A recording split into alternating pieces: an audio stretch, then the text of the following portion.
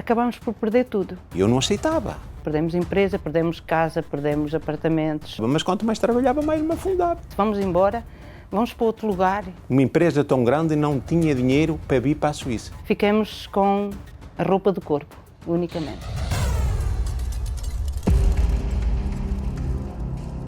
Eu tive várias vezes depressão. E na última vez que eu tive depressão, eu tornei-me uma pessoa muito vazia, muito infeliz. Não queria falar com ninguém, não atendia telefone, porque aquilo me causava uma tristeza muito grande. A minha vida perdeu o sentido todo. Eu cheguei a falar para o meu marido que quando eu estivesse naquele estado, que ele retirasse os meus filhos do pé de mim, que eu tinha medo de matá-los.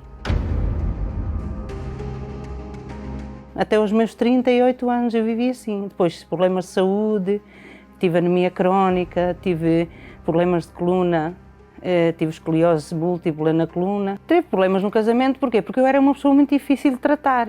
Como eu sofria, né, eu transmitia isso para toda a gente que estivesse à minha volta. Porque eu queria uma solução, mas eu não encontrava essa solução em lado nenhum. Tomava medicação, era tratada numa psiquiatra, numa médica, em que ela dizia que a depressão não tem cura, não é? É um problema crónico, mas quando eu tomava aquela medicação eu ficava sem raciocínio. E eu falava isso, eu dizia, eu estou a perder as minhas faculdades mentais.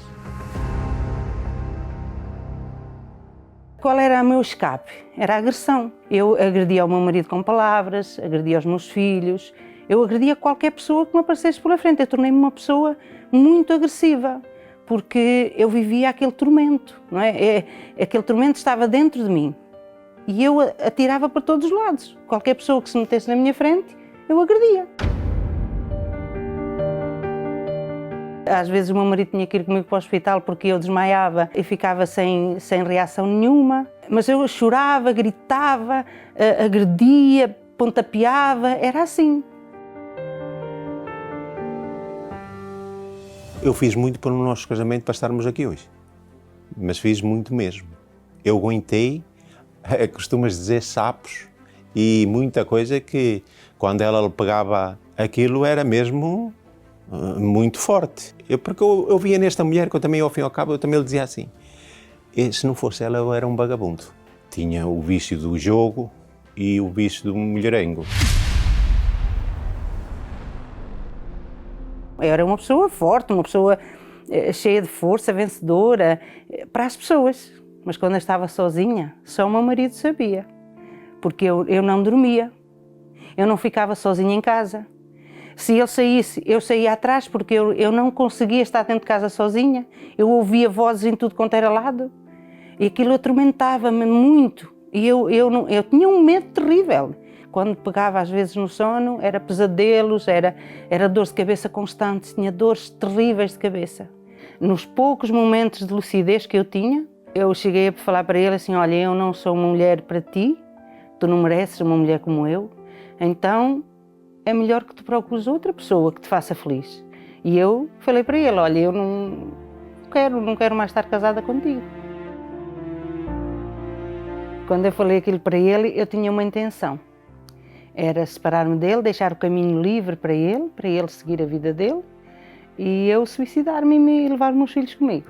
Essa era a minha intenção, real. A vida ela não tinha sentido para mim. Então eu queria o deixar livre, porque ele não merecia aquele sofrimento. O mundo era tão cruel que deixar duas crianças que não pediram para nascer nele, eu achava injusto. Então eu disse, não, eu arranjo uma maneira que eles não sofram, não é? E eles vão embora comigo e pronto. E foi isso que eu pensei. Eu cheguei a ir à bruxaria, mas não por esse motivo, mas sim pela vida financeira. A vida financeira começou a andar mal, não é? Porque claro, eu já não tinha condições psíquicas nem físicas para cuidar de nada. E as coisas começaram-se a deteriorar. Nós tínhamos conquistado uma vida muito boa, uma vida de topo, éramos empresários na época muito bem-sucedidos, mas com a falta de direção e confiar demais nas pessoas erradas, acabamos por perder tudo. Perdemos empresa, perdemos casa, perdemos apartamentos, 14 carros que tinha, foi tudo embora. Dinheiro, ficamos com a roupa do corpo, unicamente.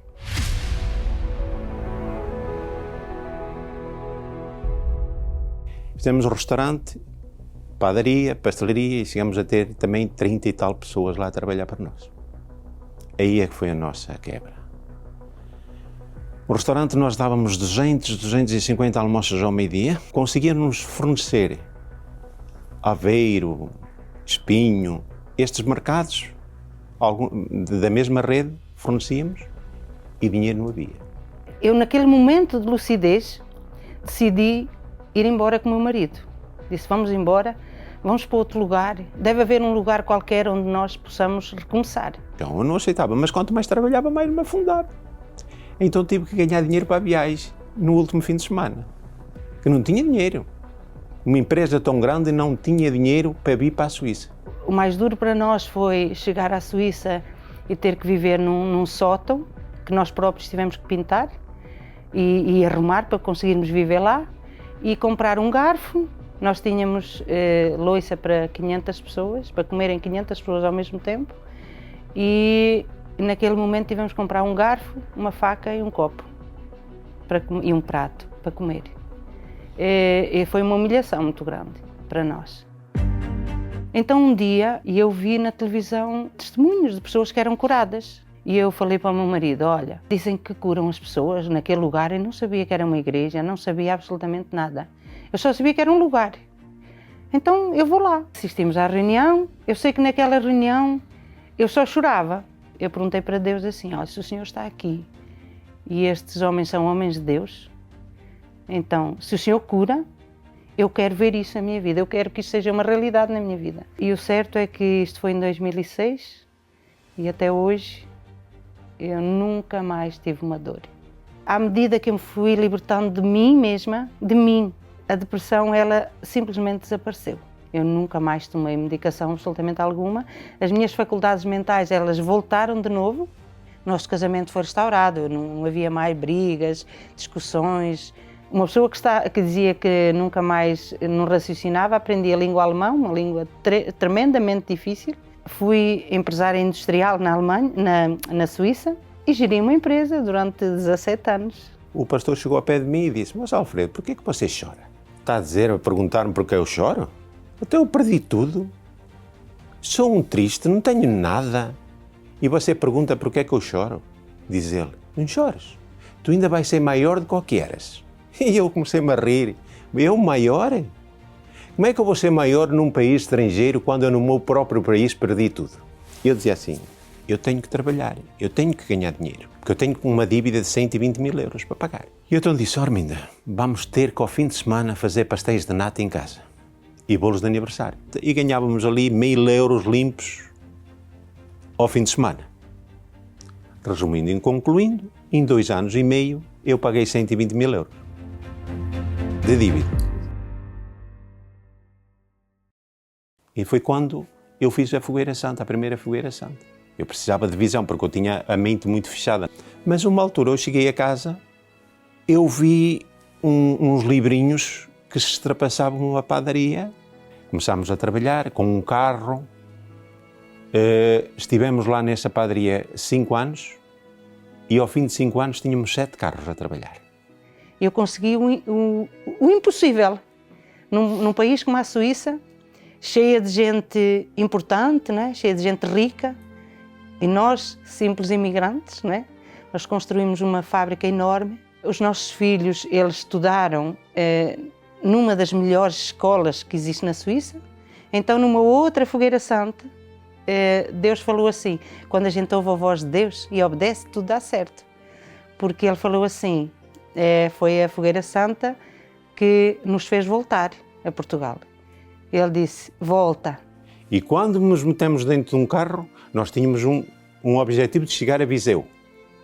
Mas não sabia o que é que nos poderia acontecer, que eu não tinha documentos portugueses. Eu tinha sido dado como morto. Nós não tememos, que eu desafiei Deus. Ou é, ou não é. E viemos para Portimão fazer negócios. E foi aí que nós comprámos os 2 primeiros apartamentos sem documentos. E quando depois viemos para Viseu, chegamos a Viseu, ao fim de 3 dias tinha os documentos. E depois viemos 3 meses fazer a escritura daqueles apartamentos e passado 1 ano compramos mais 2. E compramos mais 2. E compramos mais 2. Ele nos fez voltar com uma vida financeira estável, com saúde, né? Nós saímos sem saúde, mas voltamos cheios de saúde. Então, nós saímos falidos, mas voltamos prósperos, abençoados. A Fogueira Santa, ela está na minha vida desde o início. Então, para mim, a Fogueira Santa não foi uma coisa difícil de aceitar, porque eu entendia que era através do sacrifício no altar que eu podia conquistar muita coisa. Quando eu aprofundei a meditação na Palavra de Deus, ouvia com atenção o que o pastor falava, e eu meditava naquilo e buscava e queria.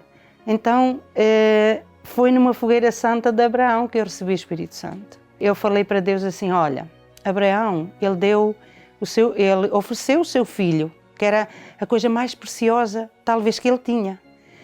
Então, eu também vou oferecer o que eu tenho mais precioso. Eu, quando subi ao altar, eu coloquei a minha vida ali e disse, a partir de hoje, eu não quero mais a minha vida de volta. Tudo desapareceu, aqueles medos, aquelas inseguranças, aquele vazio. Parece que eu nasci naquele momento. Eu disse, eu sou outra pessoa. Eu percebi aquilo naquele instante, em cima do altar. Eu também recebi o Espírito Santo numa Fogueira Santa também. Deixei de ser nervoso.